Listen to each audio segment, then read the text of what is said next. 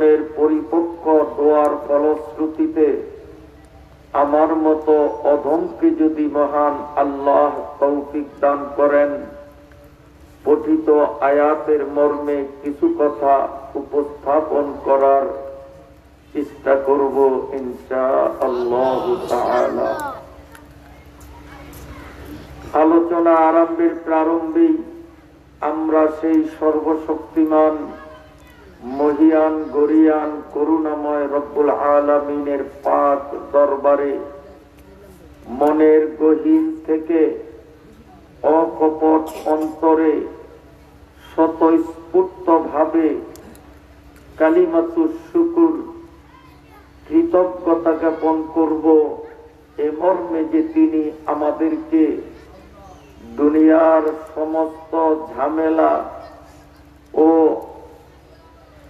যাবতীয় কর্মকাণ্ড থেকে আলাদা করে কিছু সময়ের জন্য পবিত্র কুরআনুল কারীমের জলসায় ওয়ারাসাতুল আম্বিয়া আলিম উলামাদের সাহচর্যে অসংখ্য রহমতের ফেরেশতাদের বেষ্টনীতে সুস্থ সবল দেহমন নিয়ে সুশৃঙ্খল ভাবে বসার জন্য তৌফিক ইনায়েত করলেন।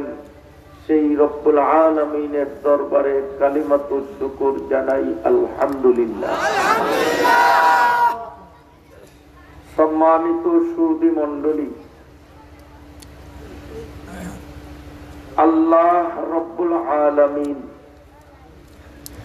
কুরআনুল কারীমের বিভিন্ন জায়গায় বিভিন্ন স্টাইলে একমাত্র জ্ঞানী বলে অভিহিত করেছেন এক শ্রেণীর মানুষকে, যারা এক আল্লাহর অস্তিত্বে বিশ্বাসী। আপনাদের বিশ্বাস কি আল্লাহ আছে কি নাই? একজন না একাধিক? আমরা বাস্তবতার নিরিখে পৃথিবীর বিদ্যমান মানুষগুলো নিয়ে যদি একটু চিন্তা করি, তাহলে আমরা প্রাথমিকভাবে দুনিয়ার মানুষগুলাকে দুই শ্রেণীতে বিভক্ত করতে পারি। এক শ্রেণী আস্তিক, আরেক শ্রেণী নাস্তিক।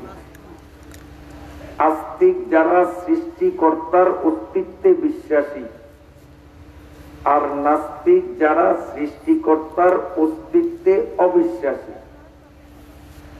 আবার আস্তিক যারা, এরা আবার মৌলিকভাবে দুই শ্রেণীতে বিন্যস্ত। এক শ্রেণী যারা আস্তিক, তাদের এক শ্রেণী যে সৃষ্টিকর্তা আছেন এবং তিনি এক ও অদ্বিতীয়। আরেক শ্রেণী, তারাও সৃষ্টিকর্তা আছে বলে স্বীকার করে, কিন্তু একত্ববাদে বিশ্বাসী নয়, বহুত্ববাদে বিশ্বাসী। তাদের ধারণা আল্লাহ সৃষ্টিকর্তা উপাসনার পাওয়ার উপযোগী একজন নয়, একাধিক। যারা একাধিক খোদাতে বিশ্বাসী, তাদেরকে ইসলামী পরিভাষায় বলা হয় মুশরিক। আর একত্ববাদে বিশ্বাসী যারা, তাদেরকে বলা হয় মুমিন অথবা মুসলিম। তো আল্লাহ রাব্বুল আলামিন এই তিন দলের মধ্যে একমাত্র জ্ঞানী বলে ভূষিত করেছেন কেবলমাত্র একটি জাতিকে, যারা আল্লাহর অস্তিত্বকেও স্বীকার করে এবং আল্লাহ এক অদ্বিতীয় এ কথাও মনে প্রাণে বিশ্বাস করে। এরা জ্ঞানী। এরা সারা বাকিরা সব হলো পাগল। বুদ্ধিমান জ্ঞানী, এর বিপরীতটা পাগল হবে না? কি বলেন? ইনি বুদ্ধিমান, এনার বুদ্ধি নাই, তাহলে তাকে পাগল বলবো অথবা নির্বুদ্ধ বলবো।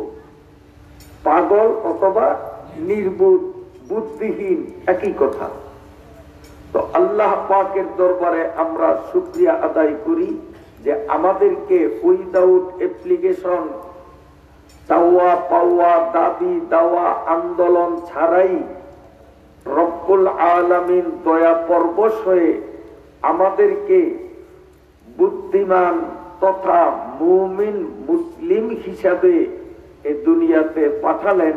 অন্তর থেকে আল্লাহকে শুকরিয়া জানাই, আলহামদুলিল্লাহ। आदमियत दादाई बाज़म मुसलमान करदाई, आदमियत दादाई बाज़म मुसलमान करदाई, ऐ खुदा कुर्बा सवम एहसान बर एहसान करदाई। আল্লাহ যে আমাকে মুশরিকের ঘরে পাঠালেন না, নাস্তিকের ঘরে পাঠালেন না, মুমিনের ঘরে পাঠালেন। বংশগতভাবে আমরা মুমিন হতে পারলাম। এই এক্সট্রা নিয়ামতের শুকরিয়ায় কিয়ামত পর্যন্ত অবনতমস্তক হয়ে ভুলুণ্ঠিত হয়ে থাকলেও এই এক নিয়ামতের শুকরিয়া শেষ হবে না। তাহলে এবার বলুন, বুদ্ধিমান কারা? যারা এক আল্লাহতে বিশ্বাসী, অর্থাৎ মুসলিমরা, আমরা। কি বলেন, ঠিক না?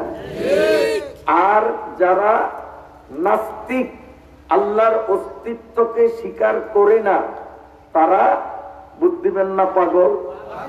সবাই কয় না।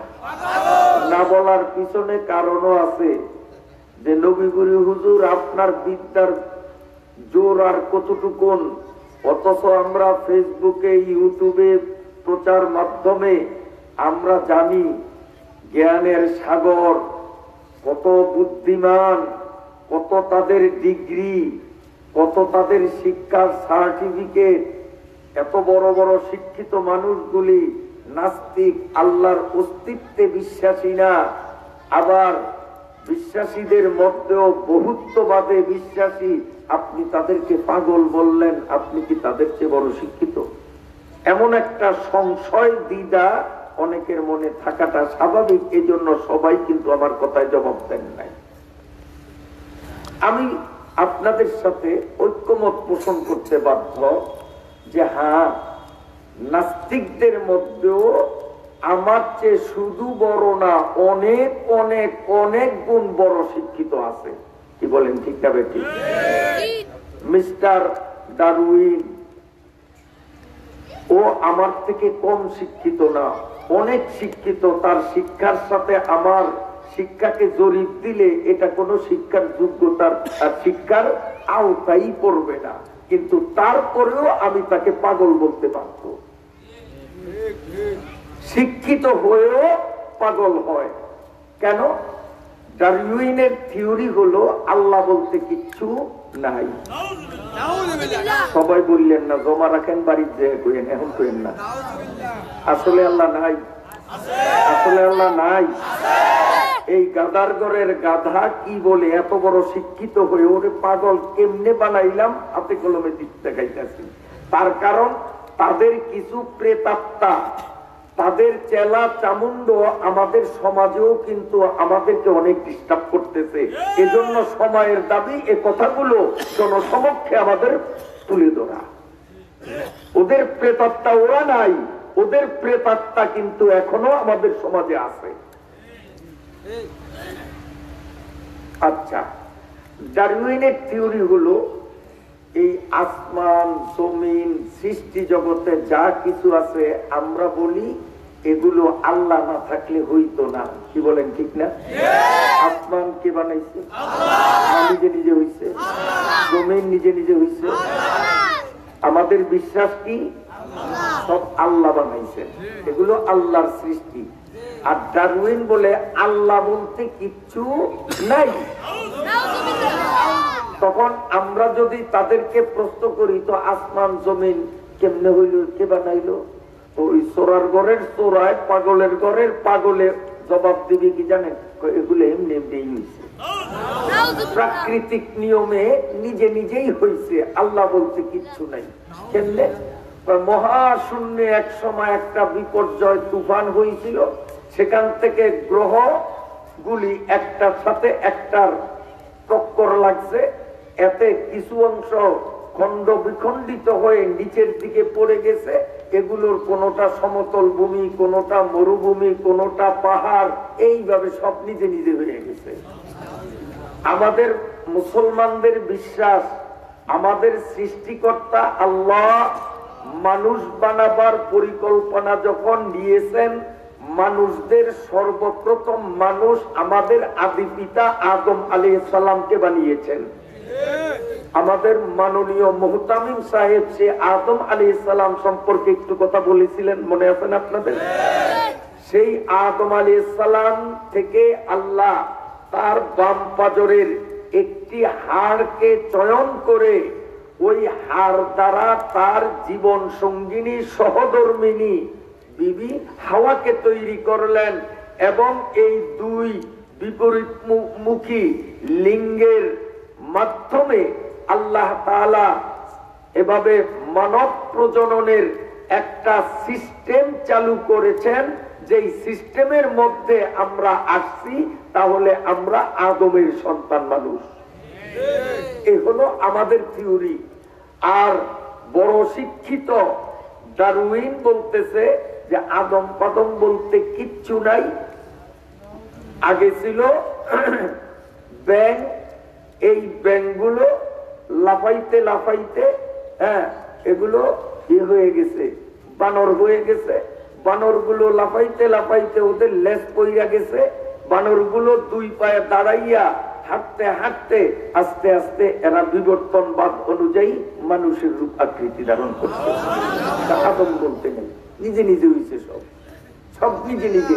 আচ্ছা, এখন আমি যদি আপনাদের কাছে এই কথা বলি যে এই মাইকে আমি ওয়াজ করতে বসলাম, এই মাইকটা তৈরি করার কোনো কারখানা বা কোনো বিজ্ঞানী, কোনো কোম্পানি নাই, তো মাইকটা কেমনে হইল?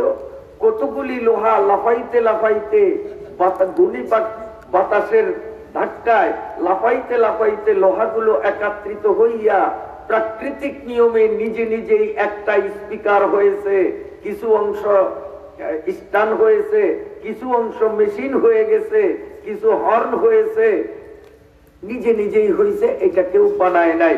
এমন কথা যদি বলি, দুনিয়ার কোন বুদ্ধিমান তো দূরের কথা, পাগলে আমার এই কথাকে সমর্থন করবে? সবাই বলবে যে হুজুরের পাবনা পাঠান দরকার। মাইকটা নিজে নিজে কেমনে হয়?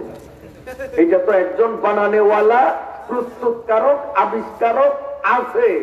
উনি স্ট্যান্ড বানাইছেন, স্পিকার বানাইছেন, মেশিন বানাইছেন, ইউনিট বানাইছেন, না নিজে নিজে হইছে? তাহলে একটা মাইক আমি যদি বলি নিজে নিজে হইছে, তাহলে আমি যেমন পাগল সাব্যস্ত হয়, ডারউইন কেন তার থেকে বড় শিক্ষিতরাও যদি আল্লাহ সৃষ্টিকর্তা আছেন একথা স্বীকার না করে সব নিজে নিজে হয়ে গেছে, তো ওরা পাগল হবে না বুদ্ধিমান হবে? বলবেন যে এত বড় শিক্ষিত হয়ে পাগল হয় কেমনে? হ্যাঁ, বড় শিক্ষিত হয়েও পাগল হইতে পারে। একটা ঘটনা শোনাবো, শুনবেন? কোন এক স্কুলে একজন বড় অফিসার স্কুল পরিদর্শনে আসছে, ইন্সপেক্টর হয়ে। তো উনি গাড়ির থেকে নেমে পায়ে হেঁটে স্কুল পর্যন্ত গিয়ে ক্লাস 5-এর রুমে ঢুকছে। প্রথম পিরিয়ডে ঢুকছে। কে ভুলে গেছে? অফিসার ঢুকছে। ঢুকেই প্রথম পিরিয়ডে ওদের অঙ্কের ক্লাস, ওই ক্লাসে ঢুকছে। ঢুকেই বললো এটা কোন ক্লাস? ছাত্র বলে স্যার 5। আচ্ছা, তোমাদের এই পিরিয়ড কোন সাবজেক্ট? স্যার অঙ্কের সাবজেক্ট। আচ্ছা, তাহলে তোমরা দেখি একটা অঙ্ক করো, কার আগে কি করতে পারো। আমি বাসের থেকে নেমে পায়ে হেঁটে তোমাদের স্কুলের এই কক্ষে ঢুকতে সময় লাগছে 15 মিনিট। গাড়ির থেকে নেমে পায়ে হেঁটে তোমাদের স্কুল কক্ষে ঢুকতে আমার সময় লাগছে 15 মিনিট। বলো তো আমার বয়স কত? আপনারা বলতে পারবেন? আমি যদি বলি গাড়ির থেকে সিদ্দিক বাজার নাইমা এই মঞ্চে আসতে আমার 3 মিনিট সময় লাগছে, বলেন তো আমার বয়স কত? বাইক করতে পারবেন অঙ্কবিরা? ছাত্ররা তো সব বোকা বইনে গেছে, কি রে এটা যোগ বিয়োগ পূরণ ভাগ লসাগু গসাগু কোন সূত্রের সাথেই তো মিলে না, কেমনে বাইর করবো স্যার? সব তো এইভাবে বোকা বন্যা বইছে। কিন্তু স্কুল কোন মাদ্রাসা বলেন আর কলেজ বলেন, কিছু পোলা পায় না একটু নডা টাইপের থাকে না, না ও মাদ্রাসায়ও আছে নডা নডা দুষ্ট টাইপের। তো দুষ্ট টাইপের একটা খালি কলম দিয়ে খোঁচাখুচি করে সারে কয় কিরে সব চুপচাপ পয়সা রইল, তুই কি করস? কলম নাড়স? স্যার ডিস্টার্ব করিলেন না, আপনার বয়সটা বাইর করতেছি, অনেক দূর আগে আগেছি, বয়স বাইর হবে, আমার অঙ্ক করতে দেন। তো স্যারে কয় এই অঙ্ক আমিও তো করতে পারবো না, দুনিয়ার কেউই তো করতে পারবে না, পায়ে হাঁটতে স্কুলে আসতে 15 মিনিট লাগবে, আমার বয়স কত, কি বাইর করার কোনো পথ আছে? আচ্ছা দেখি হয়, তখন বলে যে অনেক দূর আগাইছে, রেজাল্ট দিবে, অঙ্ক করবে, আচ্ছা বাবা কর কর, ডিস্টার্ব করবো না। স্যারে চুপ করে বসে দিতেন। ও কিছুক্ষণ পরে তারা একটা, স্যার আলহামদুলিল্লাহ অঙ্ক হয়ে গেছে, রেজাল্ট বাইরেছে, আপনার বয়স 60 বছর।